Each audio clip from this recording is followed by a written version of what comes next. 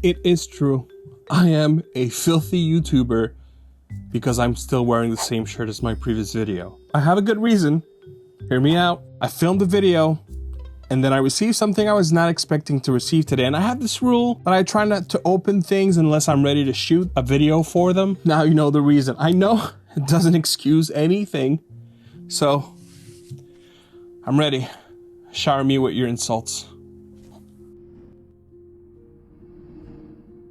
Hi, I'm Cliff and you're watching gametechtalk.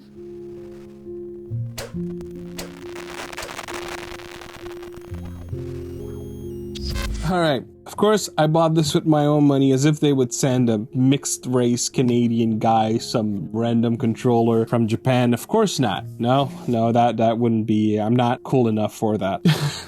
This is gonna be an unhinged video, just letting you know. I'm super excited. Of course, I've heard a little bit of feedback. I had to have it. It's potentially a piece of history for a controller to have native Neptune. That's not a thing that we hear every day. Now, this one has a lot of things that apparently sucks, to be honest. But there are a couple of things that makes this one unique, and I'm super excited to go into it. I'm dragging this on. Maybe it's not going to look like it in the editing, but I'm definitely dragging this on for myself. I'll shoot the unboxing and then I'll go do my aim labs and I'll probably shoot again tomorrow. So I'm probably gonna wear a different shirt somewhere in this video. Okay, let's oh yeah, real quick. So of course, I don't read Japanese, so I'm probably gonna end up using my Google Translate app with my phone after the fact.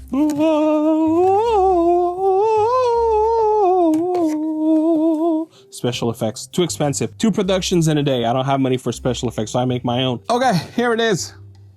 Ladies and gents, why did I take it black? I should have went for something more eccentric, but I went black. Oh well, what can I say? I wasn't thinking straight. So here we have, you know what? Let's do the dongle first. Man, does it look cheap. Okay. Let me put it there, I guess. Okay, so this is done. As if I'm gonna read the manual. Long cable, USB-C, USB-A, not braided. I didn't expect that either, so that's fine. And then here the manual, which I'm also probably gonna end up reading through Google Translate's app. Already picking it up, it feels strangely light. And light is not necessarily a bad thing, but it feels uncomfortable light. It feels like, is there something in there? Light, you know what I mean? Matte finish, maybe like a little bit of a sheen, like eggshell, if we were talking paint, almost like an eggshell sheen. Not necessarily unpleasant, but again, it feels cheap. It sounds hollow.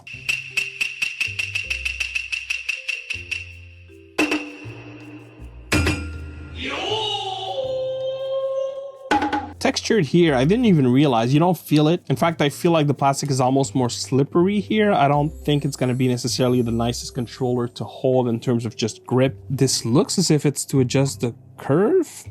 I don't know if it is, but here we have X input and the Neptune mode. So Neptune is Steam's proprietary controller protocol, one of 2 different controllers in the world that I know of, at least, that has that. Well, I mean, technically you could say Steam Deck, but that's not a controller, but there's one attached to it. It also has X input, so if you want to play outside of Steam with this controller, you should when using X input, but it says it here very clearly, only when used wired. Best to assume that this doesn't have Bluetooth. I don't think it does. If I had to guess, it would be dongle. I've been practicing that word a lot.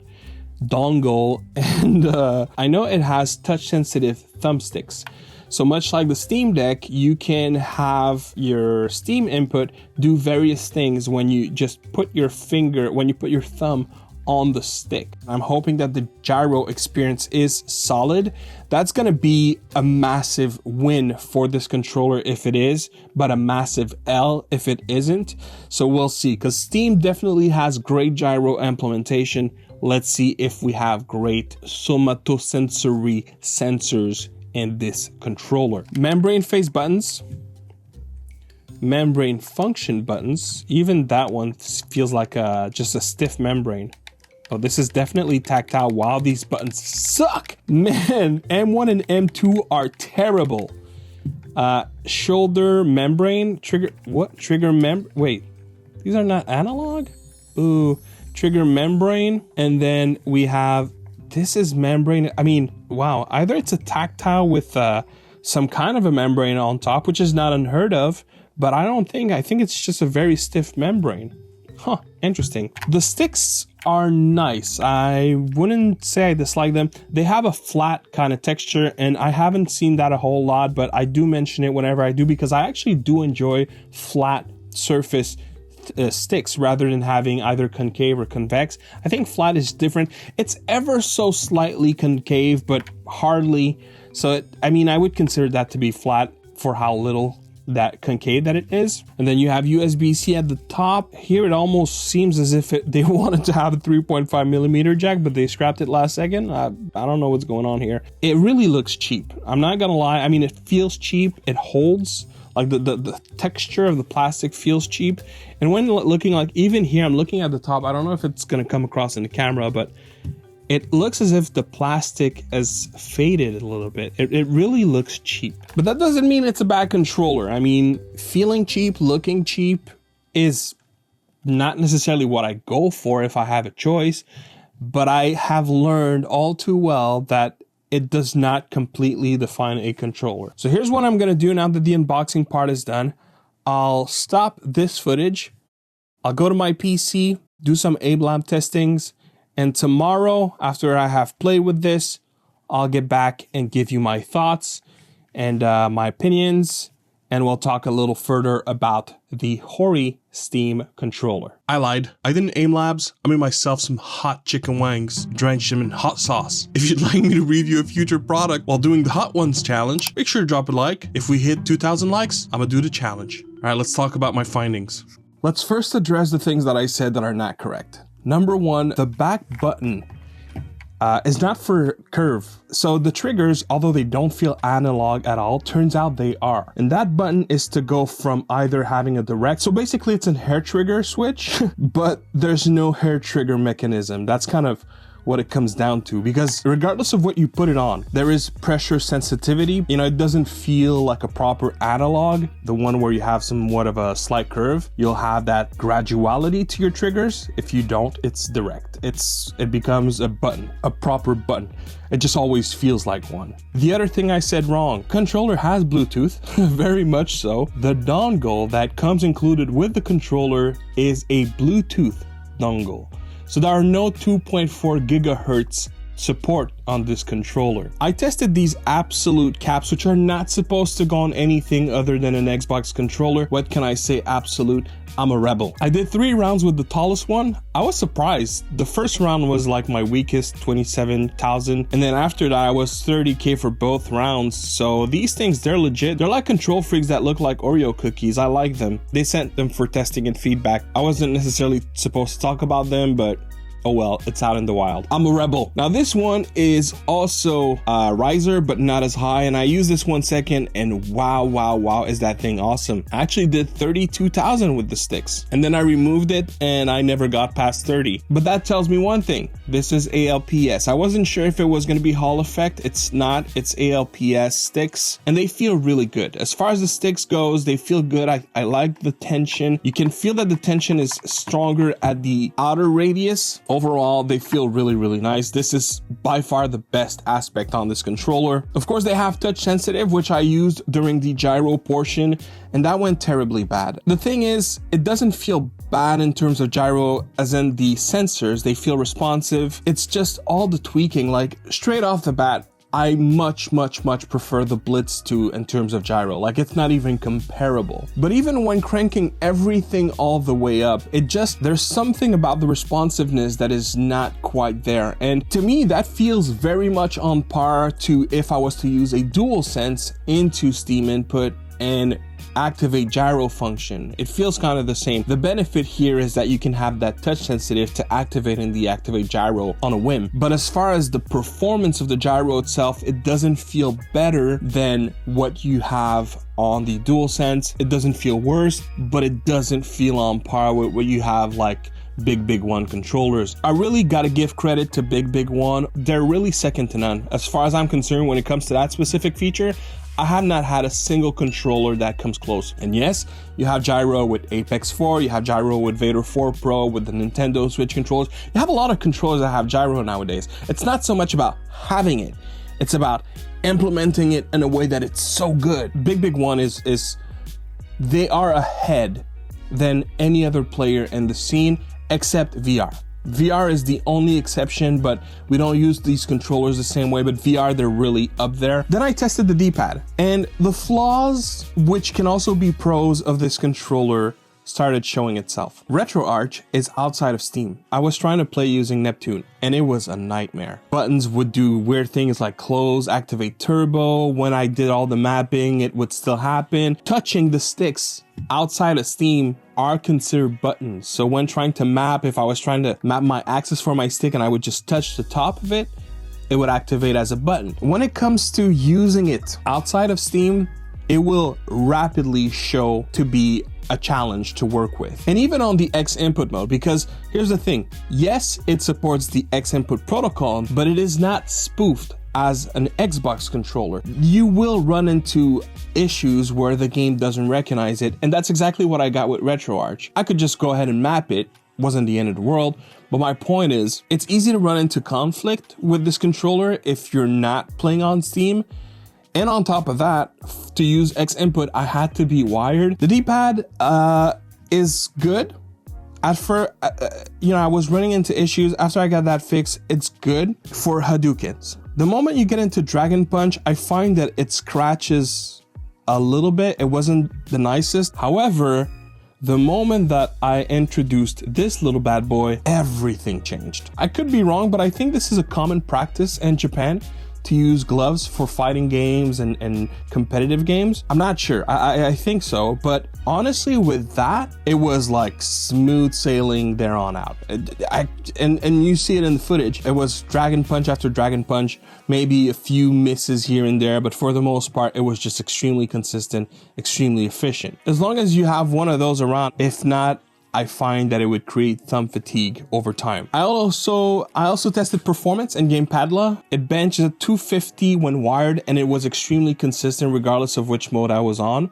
And then when using it on Bluetooth, which only works on the Neptune mode, it was Bluetooth, but it worked absolutely well. Now, one thing I do want to point out is by being Neptune, it does have a lot of pleasant aspects for navigating your operating system, right? Because Steam has this feature where your controller can be your mouse, and for that aspect specifically, it was honestly awesome. You do the right, I believe it's R3, you click it, the keyboard comes up and you can type, and honestly that portion to even browse, if you're the kind of guy that like you have a computer attached to your TV and you like to play from the couch and you hate popping your keyboard and mouse because that's how you navigate it, that controller would be an absolute game changer. Now granted, you can do that with your DualSense controller, with your Xbox controller, and you can set it up as a browser on Steam, but that one was straight out of the box. Everything just worked, from the shortcuts, from bringing up the keyboard on screen,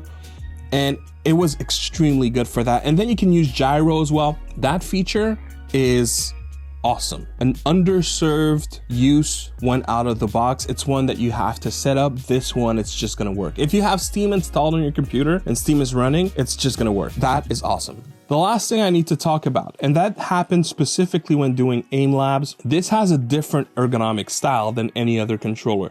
So it might be a question of habit, it might be a question of just the way that it's designed, but I cramped hard.